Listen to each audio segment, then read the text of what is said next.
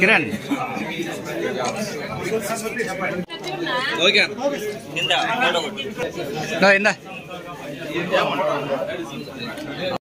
అదే సార్, అంటే మీరు ఎక్కడ ఉద్యోగం చేసినా మీ కాలనీలో హౌసింగ్ ఇవ్వడం అనేది స్టేట్ గవర్నమెంట్ ఉంటుంది. ఇప్పుడు మనకి శాంక్షన్ అవుతుంది, కొన్ని లక్షల ఇల్లు వస్తున్నాయి మన ఆంధ్రాకి. దానిలో మనకి చిత్తూరుకి ఎన్ని వస్తాయో చూద్దాం. దానిలో మీకు కూడా కొంచెం చాలా బీదవాళ్ళు సార్, ఇప్పటి నుంచి క్రైటీరియా చూసి ఓకే అమ్మా.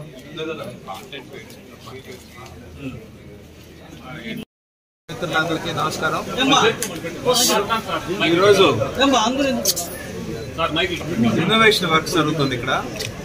ఈ రైల్వే స్టేషన్ రినోవేషన్ వర్క్ పరిశీలిద్దామని వచ్చాను. అయితే దీనికి సంబంధించి కొన్ని సమస్యలు మాకు ఎదురైనాయి ఇక్కడ. మన స్టేషన్ మాస్టర్ గారు, స్టేషన్ మేనేజర్ గారు, కమర్షియల్ మేనేజర్ గారు, తర్వాత ప్రొటెక్షన్ ఫోర్స్ని కూడా కలవడం జరిగింది. ఈ బేసిక్గా ముందు మనం ట్రైన్స్ గురించి మాట్లాడదాం. ఇక్కడ దగ్గర 32 ట్రైన్స్ వెళ్ళటం కానీ రావటం కానీ జరుగుతుంది. దానిలో 6 ట్రైన్స్ మెయిన్ ఇక్కడ ఆగటం లేదు, ప్రజల సౌకర్యార్థం ఆగటం లేదు. దానికోసం డేటా తీసుకొని ఇప్పుడు మేము సప్లై చేస్తాం. ఎందుకు మనకు కావాలి ఇక్కడ ఆగాలి అనేది ట్రేడర్స్ కానీ, బిజినెస్ పీపుల్ కానీ, ఎంప్లాయీస్ కానీ ట్రావెల్ ఎక్కువ ఉంది. ఆ టైమింగ్స్ కూడా బాగా సూట్ అయ్యేటట్టు దానికి మేము జిఎం గారిని రిక్వెస్ట్ చేస్తాం. మిగతా 27 ట్రైన్లు కూడా వస్తున్నాయి, వెళ్తున్నాయి. దానిలో అన్ఈవెంట్ టైమింగ్స్ ఉన్నాయి మనకు. అంటే ఈవినింగ్ ట్రావెల్ చేసే వాళ్ళకి ఇక్కడ నుంచి తిరుపతి వెళ్ళాలంటే 5 గంటల నుంచి 10 గంటల నాకు ట్రైన్ లేదు. ఆ ముందు ఫ్రీక్వెన్సీ ఎక్కువ ఉంది.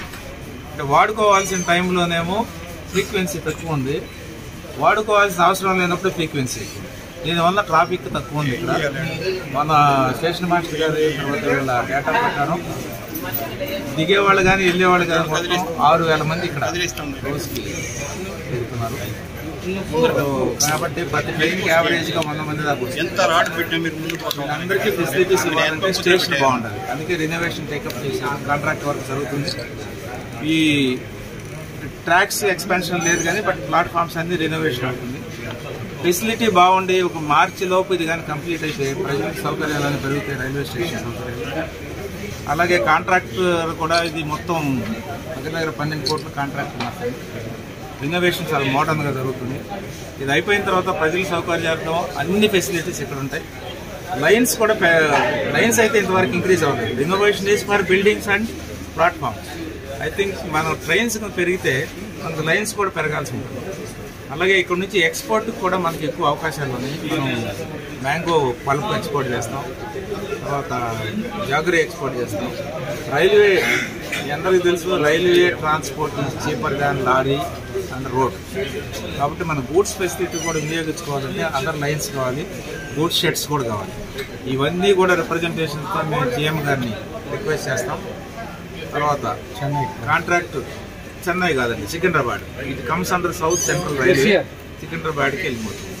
మీరు చెన్నై మాట్లాడేది సదరన్ రైల్వే, కుప్పం వెళ్తుంది. మనం మాత్రం సికింద్రాబాద్కి వెళ్ళినా వాళ్ళకి రిప్రజెంట్ చేస్తాం. ఇంకా రైల్వే సంబంధించిన అన్ని జిఎం గారితో కొన్ని స్టాపింగ్స్ దాన్ని రెగ్యులరైజ్ చేయమని అడుగుతాం. ప్లస్ ఇక్కడ ఉన్న ఎంప్లాయీస్ కూడా కొన్ని సమస్యలు ఉన్నాయి. హమాలీస్ ఇప్పుడే అప్రోచ్ చేయరు. వాళ్ళు 15-20 సంవత్సరాల నుంచి పనిచేసినా కూడా రెగ్యులరైజ్ అవ్వలేదు. వాళ్ళ రూల్స్ ఏంటో, వాళ్ళ రెగ్యులేషన్స్ ఏంటో నేను చూస్తాను. నాకు కొన్ని తెలుసు. మా డిపార్ట్మెంట్లో మినిమం 10th చదివిన వాళ్ళకి, తర్వాత 15 ఏళ్ళు చేసిన వాళ్ళకి సెంట్రల్ గవర్నమెంట్ రూల్స్ ఉన్నాయి. దాని ప్రకారం రెగ్యులరైజ్ చేయాలి. హమాలీలు లేడీస్ జెంట్స్ ఇద్దరు ఉన్నారు. తర్వాత వాళ్ళకి కూడా నేను రిప్రజెంటేషన్ ట్రై చేస్తాను. క్లీనింగ్కి కమర్షియల్ అట్ను కూడా చెప్పాము. దీన్ని ఎంత ఇన్వెస్ట్మెంట్ పెట్టామో దానికి కమర్షియల్గా అంత రెవెన్యూ గవర్నమెంట్కి రావాలి. ఊరికి మనం ఖర్చు పెడతాం, ట్రాఫిక్ పెరగదంటే కాదు. ఖర్చు పెట్టాలి, ట్రాఫిక్ పెరగాలి, కమర్షియల్ యాక్టివిటీ పెరగాలి. ఆ రెవెన్యూ గవర్నమెంట్కి రావాలి. మనం పెట్టిన దానికి రెవెన్యూ వస్తే కానీ గవర్నమెంట్ మన మీద ఇంప్రెషన్ వస్తుంది. అంటే ఇది బాగా తయారవ్వాలి, మన ట్రాఫిక్ కూడా పెరగాలి. సో అలాగే వీళ్ళు అమాలీస్ ఇష్యూస్ని కూడా నేను టేకప్ చేస్తాను. సో ఇంకా ఎనీథింగ్ ఉన్నాయండి రైల్వే స్టేషన్కి సంబంధించి. నేను ఇక్కడ నెక్స్ట్ 5 years ఉంటాను కాబట్టి ఇంకా ఏమన్నా సమస్యలు ఉన్నాయా? రైల్వే ఓవర్ బ్రిడ్జ్ ఒకటి మనకి ఆ పార్క్ దగ్గర అవసరం ఉంది, దాన్ని కూడా రిప్రజెంట్ చేయబోతున్నాం మేము. ఎందుకంటే రైల్వే తీసుకోవటం, రైల్వే బ్రిడ్జ్ ఓవర్ బ్రిడ్జ్ చేస్తే ట్రాఫిక్ సమస్యలు లేవు. ఈ రెండింటికి కూడా మేము చూస్తున్నాం. సార్ మద్రాస్కి డైరెక్ట్ ట్రైన్ లేదు సార్, అడుగుతాం. ఇక్కడ నుంచి మెడ్రాస్ డైరెక్ట్ ట్రైన్ మనం ఇక్కడ 12 కోట్ల వర్క్ జరుగుతుందండి. ఇప్పటి వరకు 35% అయింది. బిగినింగ్ అయింది. అనదర్ 65% నెక్స్ట్ మార్చ్లోకి వచ్చి మనం హ్యాండ్ ఓవర్ చేస్తాం. That includes the greenery and beautification of the station also. Sir గతంలో జర్నలిస్ట్కి 50% రాయితీ ఉంది సార్.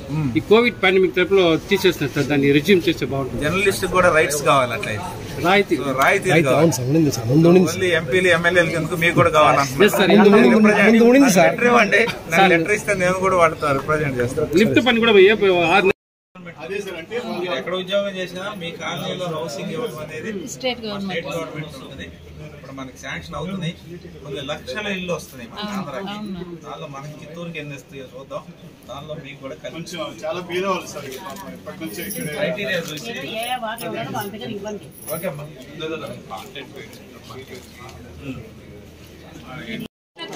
ఓకే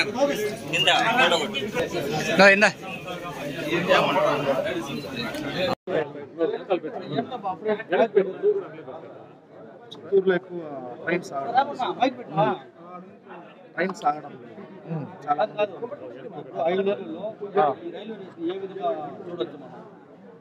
ముందు రైలు ఆగట్లేదు అంటున్నారు.